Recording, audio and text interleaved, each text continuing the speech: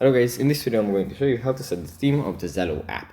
But before that, don't forget to subscribe and leave a comment down below, because at 10,000 subscribers I'm going to show you my whole YouTube revenue statistics and growth strategy. So without further ado, let's just jump right into it. First, you have to open up the Zello app. And here it opens up in the contacts list. From here we just go into the top right corner, tap on the three dots, then tap on options, then on appearance. And here is the second option, we find theme. We tap on the toggle list and we can select either system, black or white.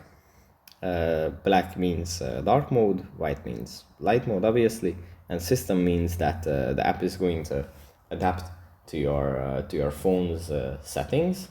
So if your phone has adaptive settings, which means that in the morning it switches to light mode and in the night it switches to dark mode, then the Zello app is going to follow these things as well.